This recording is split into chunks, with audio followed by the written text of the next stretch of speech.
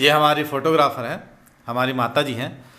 आज मैं पवित्र अमरनाथ गुफा की यात्रा की कैसे करें, कहाँ से जाएं, कहाँ पर रुकें, उन सब की जानकारी दूंगा। चूँकि मेरा एक कोचिंग क्लास है, मैं एक टीचर हूँ, कोचिंग चलाता हूँ, तो बीच बीच में मैं अमरनाथ यात्रा और बाकी तीर्थों को मैं करता रहता हूँ।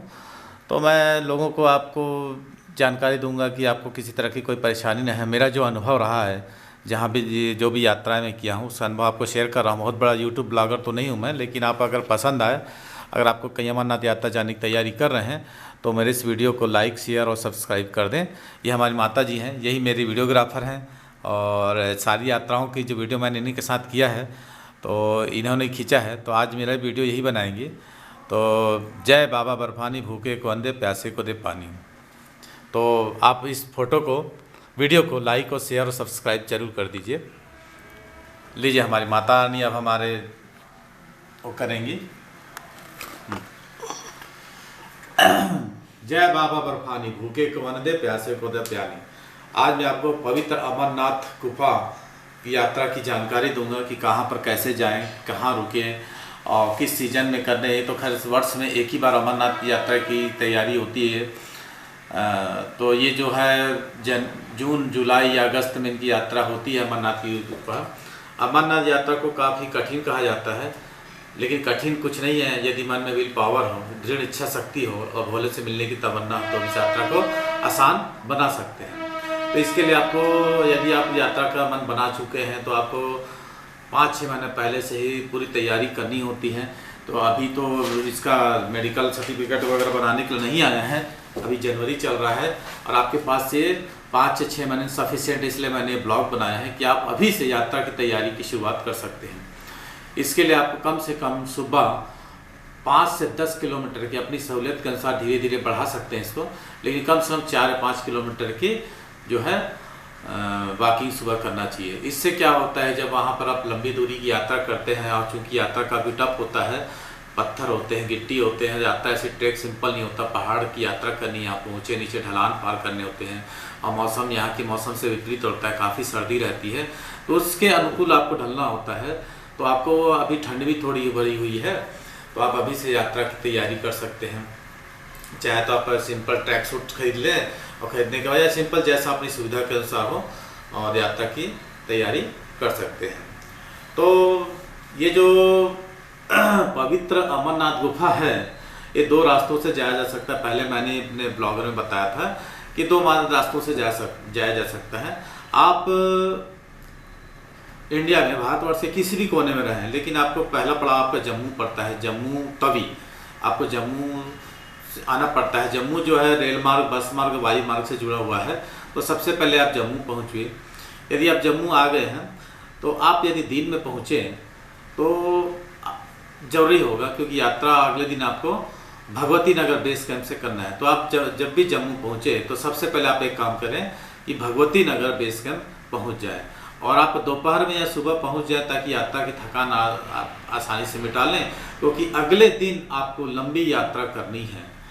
तो मैं आपको पहले ही बता चुका हूं कि मेरा अनुभव रहा, मेरी ट्रेन लास्ट ईयर की जो यात्रा है काफ़ी मैंने कष्टदायक रही है, क्योंकि 12 बजे मेरी ट्रेन पहुंची है, 12-1 बजे करीब। मैं तो होटल ले लिया, क्योंकि भगवती नगर बेस कैंप काफ़ी दूर था, और मेरी यात्रा बालटाल से थी, तो काफ़ी कष्टप्रद रहा। मैं होटल ले लिया, ये सबसे बड़ी गलती किया, क्योंकि रात में ऑटो वगैरह नहीं जा रहे थे।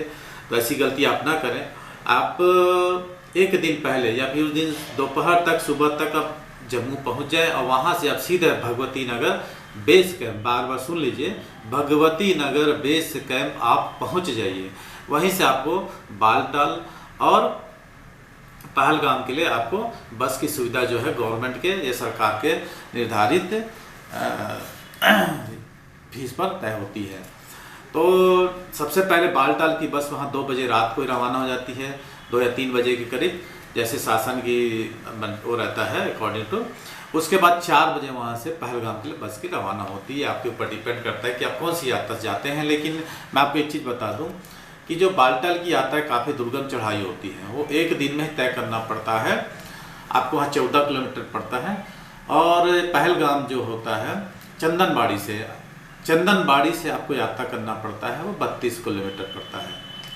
ठीक है, इसका डिटेल मैं अपने बोर्ड पर बाद में बताऊंगा। पहले आप ये देख लें ये यात्रा की तैयारी कैसे करें। तो सबसे पहले अभी जनवरी के बाद फरवरी या मार्च में एक मेडिकल सर्टिफिकेट आएगा, उसको अपने जब आप जिस भी शहर में रहते हैं वहाँ जिला चिकित्सा अधिकारी से CMO से आपको मेडिकल फिटनेस करवाना पड़ता है।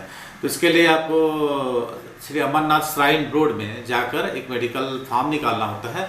उस फॉर्म को आप लेके जाएंगे तो वहाँ से आपका ECG हो गया, ब्लड प्रेशर हो गया, शुगर वगैरह, शुगर चेक होता है। उससे चेक होने के बाद जब आप फिट होते हैं तो वहाँ पर साइन हो जाते हैं, आपका मेडिकल सर्टिफिकेट हो गया। उसके बाद फिर मार्च या अप्रैल में, ये मार्च के फर्स्ट या लास्ट या अप्रैल फर्स्ट वीक में ही अमरनाथ श्राइन बोर्ड जो है यात्रा रजिस्ट्रेशन होती है। यात्रा रजिस्ट्रेशन 3 बैंकों से होती है, यस बैंक हो गया, पंजाब नेशनल बैंक और जम्मू कश्मीर बैंक से।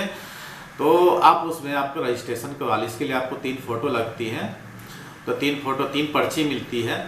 खैर अब तो अब धारा 370-35 से ख़त्म हो गया, तो सिम की अनिवार्यता जो है उतना ज़रूरी नहीं है। पहले 3 कार्ड इसलिए दिया जाता है रास्ते का, ये आपको चेक पोस्ट में जमा करना पड़ता। एक जो यात्रा पर्ची रहती थी वो सिम वगैरह खरीदने के लिए। अब देखिए इस साल क्या होता है, पिछले साल तो यात्रा रद्द हुई थी कोरोना वायरस के कारण। तो ये आपका पहले मैं बताया मेडिकल आपको जनवरी के नहीं फरवरी या मार्च में आएगा, उसमें आप मेडिकल सर्टिफिकेट करवा लें। और दूसरी बात फिर यात्रा रजिस्ट्रेशन जो होता है 3 बैंकों के माध्यम से आप करवा के अपना यात्रा का पंजीकरण करके उसका कॉपी को रख लें। और उसके बाद आप अग्रिम आरक्षण, यदि आप भी तो ट्रेन चालू नहीं हुई है, चालू होती है तो आप अग्रिम आरक्षण करवा लें किसी भी से आप जम्मू पहुँचने की, क्योंकि आपको उस समय काफ़ी भीड़ हो जाती है तो यात्रा का कराना मुश्किल होता है। तो आप इसको रजिस्ट्रेशन करवा लें और रजिस्ट्रेशन कराने के बाद रिजर्वेशन भी करवा लें और रजिस्ट्रेशन कराने के बाद आपकी यात्रा सुनिश्चित हो जाती है। अब मैं आपको बता देता हूँ कि यात्रा में क्या क्या आपको ले जाना चाहिए। सबसे पहले तो आपको रखना है यात्रा में, जैसे मैंने लिया है, देखिए ये जेल कंपनी का रेन कोट है। तो रेन कोट आपको सबसे पहले रखना है, क्योंकि आप जिस महीने में यात्रा कर रहे हैं वो बहुत बारिश वाला सीज़न होता है। तो मैंने झील कंपनी का रेन कोट लिया हुआ है। ये पिछले साल 2019 की यात्रा में मैं यूज़ कर चुका हूँ और काफ़ी आरामदायक रहा। मैं नहीं बोलता कि किसी कंपनी का प्रचार नहीं कर रहा हूँ, लेकिन ये अच्छा कंफर्टेबल था मेरे लिए। इस झील कंपनी का एक रेन कोट खरीद लें। आपको अपनी सुविधा के साथ ट्रैक सूट का ही यूज़ करना चाहिए। आप जीन्स और बेल्ट पहन के कभी यात्रा ना करें, क्योंकि आप वहाँ पर चढ़ाई करनी है आपको, और चढ़ाई में आपको क्या होगा, ये आपको काफ़ी मददगार रहेगा। यदि आप जीन्स पहनते हैं या बेल्ट लगाते हैं तो आपको आरामदायक नहीं रहेगा और आप यात्रा आसानी से नहीं कर पाएंगे। वहाँ पर पत्थर रहते हैं, पट्टीले वो रहते हैं। तो आपको ये, मैं तो अचीवर्स कंपनी का नॉर्मल कंपनी का भी लिया हूँ, एक ब्लैक है ना, ब्लैक रहे तो भी ठीक है, क्योंकि यहाँ पर ठंड पड़ता है। तो ये आपका ट्रैक सूट हो जाता है। और नॉर्मल मैं भी ट्रैक सूट और रखा हूँ मैं, जैसे कि मैंने लिया था पिछले बार की यात्रा के लिए आदिदास का ये। तो आदिदास का ये बहुत गर्म करता है, ऐसा करके गर्म होती है। और थर्मल इनर वियर भी रख सकते हैं आप, जैसे लक्स वगैरह का या भी जो भी कंपनी का आता है उसको, क्योंकि वहाँ काफ़ी हाड़ कपा देने वाली ठंड होती है। तो ऐसे 3 ट्रैक सूट आप रखिए, 1, ये 2, ये 3 ट्रैक सूट आप जरूर रखिए, क्योंकि हम बारिश का मौसम होता है और बारिश की मौसम होने की वजह से वहाँ कपड़े आपके गीले हो जाते हैं। हालांकि रेनकोट आपके साथ में रहता है, फिर भी आप बारिश से बचने के लिए या फिर कीचड़ वगैरह से बचने के लिए, गिर गया कुछ हो गया तो उससे बचने के लिए कम से कम 2 या 3 ट्रैक सूट रखिए, साथ में एक रेनकोट आप रखिए, इससे यात्रा आपको आसानी हो जाएगी। और अपने साथ ये सब होने के बाद, रेनकोट वगैरह रखने के बाद भी आपको एक छतरी, जो छोटी छतरी है जैसे आप देख रहे हैं, ऐसी एक छतरी आप जरूर रख लें। ये छतरी आपको यात्रा में मदद करेगी। और जैसे आप बैकपैक वगैरह रखते हैं तो बैकपैक को भी झिल्ली से रखिए, और झिल्ली करने के बाद ऊपर आप छतरी ओढ़ के आप यात्रा को आसानी से कर सकते हैं। ये हुआ। अब मैं बता दूं कि बैकपैक आपको कैसा लेना है। तो बैकपैक जो होता है आपको 2 तरह का मिल जाएगा। जैसे मैंने ये लिया, ये तो सिंपल बैकपैक है आपको, अगर नॉर्मल आप कपड़ा रखते हैं, लेकिन इसमें ये होता है कि ये आप इसको पीछे से लगा देंगे, लगाने के बाद कमर बांधने का नहीं है। इसमें भी 3 फोल्ड होते हैं, 1, 2 फोल्ड है इसमें। तो ये नॉर्मल बैकपैक है, इसको मत ले जाएं आप, तो ये आपको मदद नहीं करेगा उतना, और इसमें पीछे में बांधने का भी नहीं है। जब आप इतने सारे सामान रखेंगे तो थोड़ी सी दिक्कतें हो जाती है इसमें ले जाने में। तो इस तरह का बैकपैक को आप ना ले जाएं तो मेरे ख्याल से ठीक रहेगा, ये कंफर्टेबल नहीं रहता है। तो मैंने एक दूसरा बैकपैक लिया था, ये ये आपके लिए कंफर्टेबल रहेगा। इसमें क्या है, आपको ऐसे सामने में ऐसे बांध के पीछे कमर में ऐसा करके बांध लेते हैं। ये जो आपको पट्टी दिख रही है ये आपको मैं करके दिखा रहा हूँ। ऐसे करके बांध के आप इधर से इसको ऐसे, वहाँ गया, ये आप इसको ऐसे करके बांध सकते हैं। ये तो जितना भी आपका हो रहेगा तो आपको यहाँ से सपोर्ट मिलता है। तो ये बैकपैक आपको काफ़ी यात्रा में मदद करेगा। और आप इसमें जितना किलो का वजन ले जाएंगे तो आपको ठीक रहेगा। तो थोड़ा इस टाइप का बैग लगा ले लें और थोड़ा अच्छी क्वालिटी का ले लें ताकि वहाँ किसी तरह का दिक्कत ना होगा। और अब गर्म कपड़े की बात करें हम, तो जैसे मैंने लिया ये लक्स का थर्मल इनर वियर है। ये आप अंदर ज़रूर पहने क्योंकि वहाँ पर काफ़ी ठंड होता है। यदि बारिश हो गई तो वहाँ का टेम्परेचर काफ़ी गिर जाता है नीचे। अभी तो काफ़ी बर्फ़ जमी हुई है पहलगाम में, चंदन घाटी में। ये लक्स का थर्मल इनर है। और मैं आपको एक चीज़ बता दूँ, यहाँ पर मंकी कैप, ये ज़्यादा महंगा मंकी कैप नहीं है। ये इससे आपको क्या होगा, कान और नाक में मदद मिलेगा। ज़्यादा 200-250 रुपये में या आपकी सुविधा के अनुसार 1000 रुपये में भी आता है। तो ऐसा मंकी कैप जरूर रख लें ताकि ये आपको पूरा यहाँ से यहाँ तक के ढके रहेगा, जिससे बर्फीली हवा से आपको काफ़ी मदद मिलेगा। तो ये सब रही बात जो मैंने आपको बताया है सर। और एक हैंड ग्लोव्स भी आप रखिए। मैंने तो रखा हुआ है लेकिन कहाँ है अभी दिख नहीं रहा है। लेकिन आप एक हैंड ग्लोव जो होता है अच्छी क्वालिटी का उसको जरूर रखें। तो हैंड ग्लोव्स रखने से क्या होगा कि आपको जो है हाथ में काफ़ी ठंडा हो जाता है, हाथ से सारे काम करने होते हैं, तो भी आपको करने में मदद मिल जाएगा है। ये सब कर लें। उसके बाद आप कम से कम 2 या 3 मोजा रखें, जो भी कंपनी का होता है। जैसे जॉकी का है, ये मैंने बैरून का 2 मोजा रखे हुए हैं।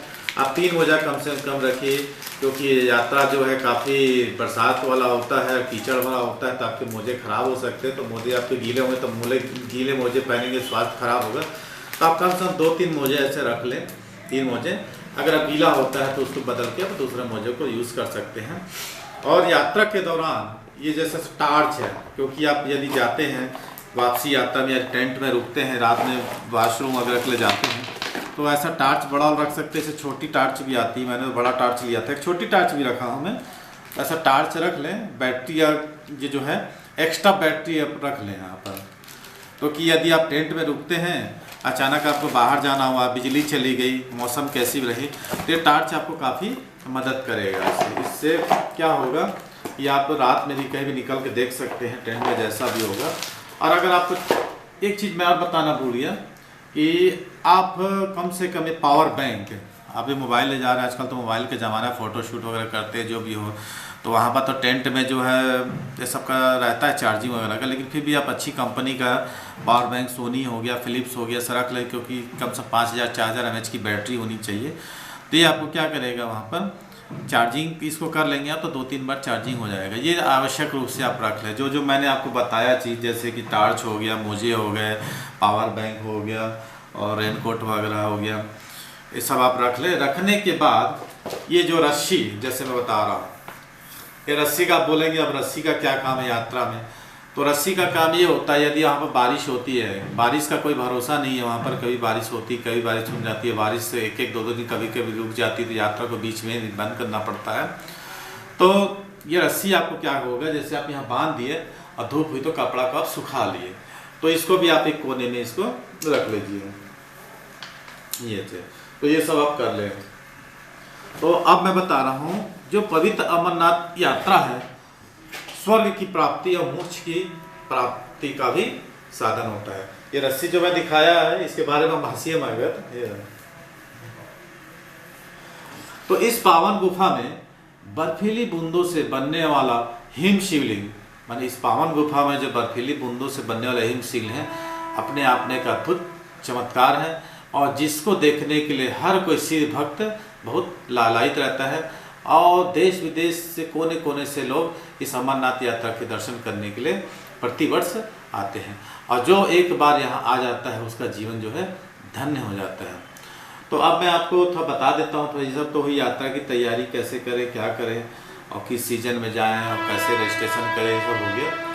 अब मैं आपको बता दूँ कि जो पवित्र गुफा जो है, जहाँ पर शिव जी ने पार्वती को अमृत का वरदान देने के लिए वहाँ पर गुफा में दर्शन दिए थे, तो उस गुफा की जो भीतरी गहराई 19 मीटर है। भीतरी गहराई आप देखेंगे 19 मीटर है, चौड़ाई 16 किलोमीटर है और उसकी जो ऊंचाई है वो आपको 11 किलोमीटर है। तो आप इसको दो माध्यम से यात्रा कर सकते हैं। पहला जो रास्ता होता है जम्मू से भगवती नगर से जो बस से चलती है, पहला होता है बालटाल, दूसरा होता है पहलगाम। तो बालटाल जो है गांधरबल जिला में स्थित है और पहलगाम जो है शेष अनंतनाग जिले में स्थित है। तो जैसे आप पहलगाम बस से जाते हैं और पहलगाम में फिर रात्रि आप विश्राम करते हैं, तड़के सुबह ही आपको पहलगाम से 4 पहिया वाहन मिल जाते हैं। उस 4 पहिया वाहन से आप चंदनबाड़ी चल जाते हैं, जो कि 16 किलोमीटर पड़ता है। पहलगाम से 16 किलोमीटर दूर चंदनबाड़ी है। अब यहाँ से ही आपकी यात्रा को स्टार्ट होती है।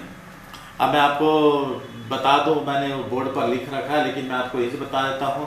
पहला पड़ाव आपका पड़ता है पहलगाम। पहलगाम से आप तड़के सुबह चंदनबाड़ी जाते हैं, है ना। चंदनबाड़ी से, है ना, आप यात्रा प्रारंभ करते हैं। तो जैसे ही चंदनबाड़ी से आप 4 किलोमीटर चढ़ेंगे तो पिस्सू टॉप पड़ता है। पिस्सू टॉप जो कि बहुत ही कठिन चढ़ाई है। समझ लीजिए आपके इम्तिहान की घड़ी है, जो आपने मेहनत किया था 4-6 महीना जो आपने तैयारी की थी, 8-10 किलोमीटर जो भी वॉकिंग किया था, यहीं पर इसकी अग्नि परीक्षा होती है। तो पिस्सू टॉप, खैर इसकी अलग किलोमीटर की बनती है, मैं ज़्यादा वीडियो को लंबा नहीं करूँगा। तो पिस्सू टॉप जो है बिल्कुल खड़ी चढ़ाई है। यहीं पर, यहाँ पर ऐसा लगता है कलेजा मुंह को आ जाएगा, लेकिन आप भोले जी का नाम ले लेंगे ना तो धीरे धीरे आप पार जाएगा। बोलते हैं ना, सफ़र कितनी भी मुश्किल हो, सफ़र कितनी भी मुश्किल हो, प्रभु आसान कर देंगे। जो तुमसे हो न पाएगा, जो तुझसे हो न पाएगा, भोलेनाथ कर देंगे। तो आप 4 किलोमीटर की चढ़ाई दूरी तय करने के बाद आप पहुंच जाते हैं पहले दिन की यात्रा में शेषनाग। ये आपका पहला पड़ाव पड़ता है। मैंने ये बताया चंदनबाड़ी से 4 किलोमीटर दूर पिस्सू टॉप और 8 किलोमीटर आप पहुंच जाते हैं शेषनाग। शेषनाग के चारों तरफ ऊंची ऊंची पहाड़ियाँ, बर्फ से ढके हुए पहाड़ियाँ और बड़े बड़े वृक्ष, और इतना अद्भुत घटा होता है कि इसको आपको ना चाहते हुए आप यहाँ पर मन मोह लेता है। और यही शेषनाग के पास आपको लंगर भी मिल जाएगा, खाने पीने के सामान लंगर वगैरह रहते हैं। इस लंगर में आपको 56 भोग सब मिल जाते हैं। यहीं पर शौचालय वगैरह की व्यवस्था होती है। आप यहाँ पर नाइट स्टे करते हैं। शाम को डीजे वजे बैंड की धुन पर लोग नाचते हुए नज़र आ जाते हैं, क्योंकि वहाँ पर जो लंगर होती है, जो खाने पीने का रहता है, वो विश्व में अद्भुत रहता है। वहाँ पर आप वहाँ आराम से खाइए पिए। लेकिन मेरा आपसे एक अनुरोध है, पर्सनल अनुरोध है कि आप अपनी थाली में उतना ही लें जितना आप उसको खा सकें, क्योंकि ये कम से कम मैं बताया ना कि पहलगाम 7,500 फीट की ऊंचाई पर है और चंदनबाड़ी 9,500 फीट की ऊंचाई पर है और पिस्सू टॉप 11,500 फीट की ऊंचाई पर है और शेषनाग 11,730 फीट की ऊंचाई पर। इतने ऊंचाई पर भोजन पानी और सभी प्रकार की व्यवस्था होना एक अपने आप में एक अद्भुत होता है। तो आप आपसे मेरा यह अनुरोध है कि आप थाली में उतना ही लें जितना आप खा सकें, क्योंकि वहाँ बहुत कष्ट से सब सामान पहुँचता है। तो आप शेषनाग में रात्रि विश्राम करते हैं, अगली तड़के सुबह यात्रा करते हैं और शेषनाग जाने के बाद फिर आपको पंचतरणी, फिर 12 किलोमीटर पंचतरणी पहुँच जाते हैं। तो उसके पहले महागुनास पर्वत और बाकी और सारे भी चोटियाँ पड़ती हैं जिससे आप पार करते हैं। जैसे मैंने शेषनाग बताया, वहाँ पर भगवान शिव ने शेषनाग का त्याग किया था वासुकी का, तो कभी कभी जो भोले भक्त होते हैं उनको शेषनाग के भी दर्शन हो जाते हैं। तो वहाँ से आप 12 किलोमीटर चलेंगे तो पंचतरणी, जहाँ पर पंचभूतों का त्याग किया था, फिर वहाँ से आप आगे चलेंगे तो पड़ता है संगम। तो मैं पहले रास्ते की भी चर्चा कर रहा हूँ जो 32 किलोमीटर है संगम, और दूसरा रास्ता पड़ता है बालटाल। तो ये बालटाल और संगम में दोनों आके तीर्थयात्री यहाँ पर मिलते हैं। यहाँ से सीधा पवित्र गुफा की लंबाई मात्र 3 किलोमीटर रहती है। तो यात्रा का पड़ाव 3 होता है। पहला होता है कौन सा? शेषनाग, दूसरा पंचतरणी, पंचतरणी के बाद अगले दिन सुबह वहाँ से आदमी मात्र गुफा 6 किलोमीटर रहती है, जिसमें 3 किलोमीटर दूर संगम है। तो वहाँ आप नदी है, चाहे तो आप स्नान कर सकते हैं। यहाँ पे बाल्टी आपको 50 रुपये में गर्म बाल्टी की सुविधा मिल जाती है। आप वहाँ नहाइए और नहाने के बाद पवित्र मन से गुफा में प्रवेश कीजिए। और गुफा में प्रवेश करने के बाद साक्षात आपको भोलेनाथ के दर्शन होंगे, पवित्र हिम शिवलिंग के। तो ये काफ़ी ऊंचा होता है, मैंने तो दर्शन किया था। कम से कम 11 से 12 फीट हिम शिवलिंग होता है। जहाँ पर आप देखेंगे तो आपको एक अलौकिक छटा, अलौकिक प्रकाश, ऐसा लगेगा कि दूसरी ही दुनिया में चले गए हैं। आप वहाँ भोले बाबा के मन से स्मरण कीजिए, पूजा पाठ कीजिए और फिर वहाँ से आप वापसी में आप बालटाल से होकर रिटर्न आते हैं। तो आप यदि पहलगाम से जाते हैं तो वापसी में सब बालटाल से आते हैं। यदि आप बालटाल से यात्रा करते हैं तो 14 किलोमीटर पड़ता है बालटाल, जो कि खड़ी चढ़ाई है, तो काफ़ी टफ है। तो मेरा तो यही आग्रह है कि आप लोग भी यहाँ से पहलगाम से यात्रा करें और बालटाल से रिटर्न हो जाए, क्योंकि भगवान शिव ने यहीं से क्या किया था, यात्रा किया था। जब आप बालटाल से आएंगे तो बालटाल से आपको बस की सुविधा मिल जाती है। वहाँ से सोनमार्ग होते हुए अच्छे अच्छे दृश्यों को देखते हुए, और वहाँ से डल झील जो कि अभी काफ़ी जम चुका है, वहाँ डल झील से सुंदर सुंदर नज़ारे देखते हुए आप फिर से आप जम्मू आ जाएंगे। आज जम्मू से आप अपने जहाँ भी आप यात्रा है से आए हैं वहाँ पर चल रहे हैं। तो ये मैंने बताया आपको। और आप यात्रा में चाहे तो चश्मा वगैरह भी रख सकते हैं, जैसे इस टाइप के चश्मा है, एक में 3 चश्मा आपका आ जाता है, रख लीजिए, जिससे आपको फ़ोटो खिंचाने में या फिर बर्फ़ में जैसे दिक्कतें वहाँ धूल वगैरह होती है उसमें आसान होगा। और आपको मास्क लगाना नहीं भूलना। खैर वहाँ पर तो भंडारे वगैरह में जो भी लगते हैं, भंडारा जो होता है, क्योंकि विश्व में अनोखा भंडारा है, वहाँ पर तो हर चीज़ मिलते हैं। मास्क आपको देखते हैं, लेकिन आपको मास्क भी रख लेना चाहिए, क्योंकि यदि धूप हुआ तो वहाँ पर काफ़ी धूल उड़ती है घोड़ों का, पैरों से, यात्रियों से, तो आपको एलर्जी होगा तो एलर्जी हो सकता है। तो मास्क भी रख लें और ये सब करने के बाद आपकी यात्रा काफ़ी सुगम हो जाएगी। तो आप बताइएगा ये वीडियो मैं बनाया हूँ जो आप लोगों की यात्रा के लिए, कैसा लगा। यदि अच्छा लगा हो तो इसको लाइक कीजिएगा और जो भी शिव भक्त में शेयर कीजिएगा। सब्सक्राइब करना मत भूलिएगा, क्योंकि इससे आपको सब्सक्राइब करेंगे, बेल आइकन को दबा देंगे तो आपको नए नए वीडियो जो भी बनाऊंगा मैं अगली यात्रा में, तो उसको आपको देखने का मौका मिल जाएगा। अभी मैं केदारनाथ भी जाने वाला हूँ, यहाँ से मैं गौमुख जाऊँगा, उसकी यात्रा का वर्णन भी आपको दूंगा मैं, एक एक चीज़ को पिक्चराइजेशन करके कि कैसे डायरेक्ट गौमुख तक जाके वहाँ पर वीडियो बना के भी दूंगा, तो आप लोग वहाँ के देख सकते हैं कैसा होगा। तो मेरा ये आपसे अनुरोध है कि इसको जो भी यात्रा की जानकारी या जो भी अमरनाथ जाने का इंटरेस्टेड हैं तो उनको आप बताइए, उनसे सब सारी चीज़ों को जानकारी होगा। क्योंकि मेरा ये पिछला अनुभव जो रहा है मैं आप लोगों से शेयर कर रहा हूँ, और आप लोग इसको दूसरों को शेयर करके पुण्य के भागी बन सकते हैं। जय बाबा बर्फानी, जय श्री अमरनाथ। आपका दिन शुभ हो, मंगल। जय बाबा।